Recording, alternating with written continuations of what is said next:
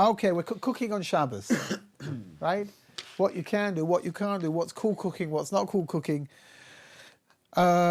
It's forbidden to do anything to food which is not completely cooked on Shabbat whilst it's sitting on a heat source. Right, so let's go back to the cholent, right? So you've got your cholent and it wasn't completely cooked when it went onto the hot plate on Friday afternoon before Shabbat. And now, it's forbidden for you to come now and just stir the pot, because by doing that, what are you doing? You're helping bits and pieces to cook. If it's completely cooked, then there's no problem. So, for example, let's take a pot of soup, yeah? You got a pot of soup with canadles in it, with matzo balls in it. Or if you're in my house, then you've got a pot of matzo balls with some soup in it. And so if everything's been cooked up fine, then you can go at some point and you can take a matzo ball out from the soup without any problem whatsoever, right? But if the soup wasn't cooked completely before it went onto the hot plate and it's supposed to be cooking whilst it's on there as well, it's a problem to start taking things out. It's a problem to start moving things around, because you're going to be, even inadvertently, you're going to be helping the cooking process, that's not what you set out to do, right? But it's definitely a byproduct of what's going to be. So, that's if it will continue to cook and you won't eat it in the next, 20 minutes or whatever it takes to cook. Yeah. Once you start it, you're not allowed to push it around at all. You're not allowed to move it around. Unless you're going to eat all of it or something? Or? If you're taking it all out and you want to eat it, okay. then that would be fine, yeah. Right. Why you want to eat half-eaten, half-cooked, I don't know. That's another question, I suppose, which is not one that I feel that I'm qualified to answer, to be honest. But you're moving it around to eat some of it, right? Well, presumably, I would imagine you're probably moving it around to find the bits that are cooked. Yeah, okay. Right? And by doing that, for sure, is going to be a problem, because then you're moving around the bits that aren't cooked, moving them into different heat sources. It's going to be a problem. Right? So the best thing to do is really, once you've got food on the hot plate, just to leave it be. Let it stay there. Don't touch it until you need it.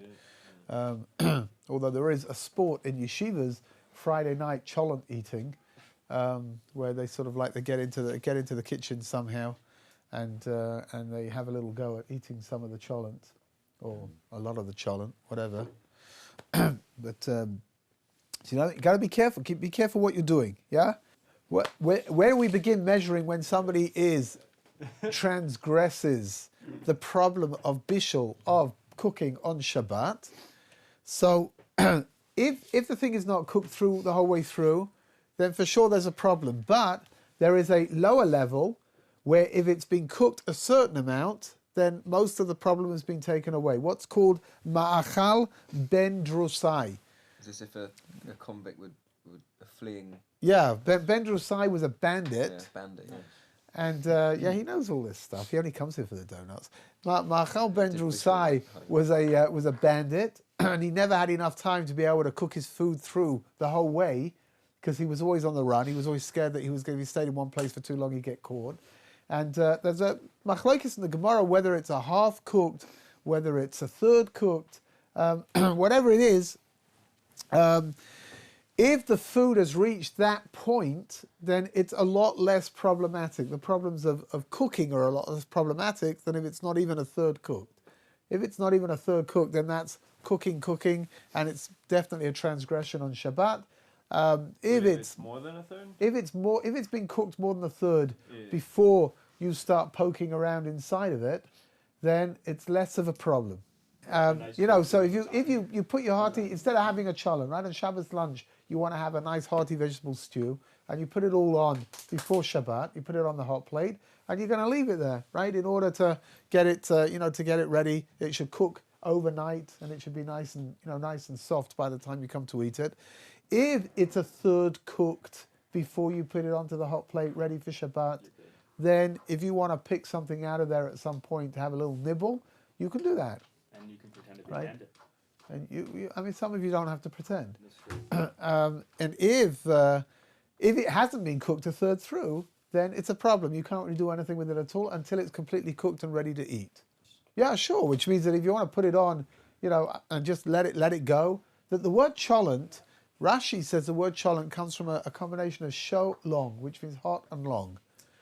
But the idea is why do we eat cholent on Shabbos? Any kind, even if it's vegetable stew, as opposed to cholent. Because it's easier to keep it hot. No, that's not the reason. No, that's like for newlyweds, right? What can you do wrong? No, there were Jews that did not accept the written Torah. They didn't accept the oral Torah. They only accepted the written Torah. In the written Torah, it says that you're not allowed to use fire on Shabbos, right? Not to kindle any fire in your home on Shabbos. The oral Torah says that means you can't make fire on Shabbos, but you can use fire from before Shabbos. Right, so the people who followed only the written Torah, not the oral Torah, the Karaites, they would not have anything hot to eat on Shabbat. So there was a custom which grew up, which actually became more than just a custom eventually, to make sure to eat something hot on Shabbos morning during the day, in order to show that we're not Karaites. Right now, it's a problem because you've got to keep how are you going to keep this stuff warm, right?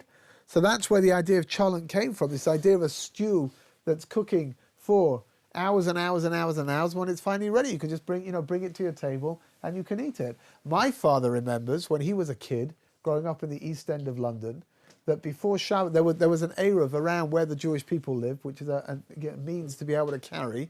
And when he was a kid, his job was to take the cholent to the local bakery, right? Because the local bakery, they wouldn't close, even though it was Shabbos, they wouldn't close the ovens because it's too expensive to close down the oven and then to start it up again. So they would keep the ovens burning, and everybody would bring their pots of cholent and leave them in the oven. You had to have a sign on your pot to show that it belonged to you, or maybe not if you fancied somebody else's cholent, I suppose. And his job was to take the cholent to the bakery and to go pick it up on Shabbos morning and bring it back for the meal. That's a problem, is it? Not keeping food warm in an oven over Shabbos is an issue. Oh, it depends what kind of an oven. If it's an electric oven, it's a problem. But these were old fire ovens, right, where there didn't make any difference whatsoever to, opening the doors didn't make any difference whatsoever to what was going on. Yeah, okay. Electric ovens are problematic because electric ovens, once you open the door, cold air goes in, that sets off the thermostat. And it will heat itself up, right? Which means that a direct repercussion of your opening the door is that the system inside is now working more than it would have been working before. So I heard this is a delay. Huh? What if you just opening the door to take food out? It's still a problem, right? Because what's the problem? It's got nothing to do with the electric ovens. It's got nothing to do with what you're doing inside of the oven. It's to do with opening the door itself. And that's why you do have ovens, and in America they're very advanced with these things. One of the biggest experts is the Star K, which is a kashrus authority based in Baltimore, where they are working together with some of the most prestigious firms in the world, having Shabbos modes put into ovens, and you can buy today very expensive top of the line ovens. Right, with a Shabbos mode. What does a Shabbos mode do? You put it onto Shabbos mode, it stays at a fixed temperature, regardless of what you're doing with the door. That's cool. Right, it's great, right? Because what it means is that you can cook all of your food, put it into the oven, make sure that the oven is now, it's working fine, and then you can just open the door and close the door and open the door and close it as much as you want, and it's not changing the temperature inside at all because it's remaining at a completely constant level. And it's got nothing to do with the air that's coming in. Many ovens today have, again, perhaps the more sophisticated kinds, but they have timers inside of them. And you could put your food into the oven, let's say for Friday night, right? So you could put your food into the oven on Erev Shabbat, and then at whatever time it is. So let's say you set the timer to go off at 7 o'clock, and at 7 o'clock the oven will shut itself. Right, it's programmed, it will close down, and then you can open the door and you can take out the food, which is nice and hot and nice and cooked. And all of these things that in the olden days, these were all very complicated things to do. And nowadays, Baruch Hashem, lots and lots of ovens have programs that you can put in times and have it come on and go off at different times in different ways. Just nothing to do with Shabbos. That's to do with people who are working, for example, that they want to come home and have a meal that's ready for them when they come home. So they can put it in uncooked before they go out in the morning, and the thing will come on by itself at 5 o'clock in the afternoon, and when they come home at 7 o'clock, everything's nice and ready. But like I said, the Starcade is very involved in you know, getting companies to look into the possibility of putting Shabbos modes into their ovens. Baruch Hashem, in America, the Frum community is big enough to make it a market that makes it worth their while, right? If there aren't enough people that are interested in the oven manufacturers changing the design of their ovens and changing also some of the technology of their ovens in order to adapt themselves to put these things in, then for sure they wouldn't do it because it costs them money, right? But in America, the tzibur is big enough, the community is big enough that you know, that they're prepared to do it, and a lot of them have done it so far. It's great, it really is. If you get on the Starcade site, you know, you can take a look and you can see which companies they're involved with and their whatever.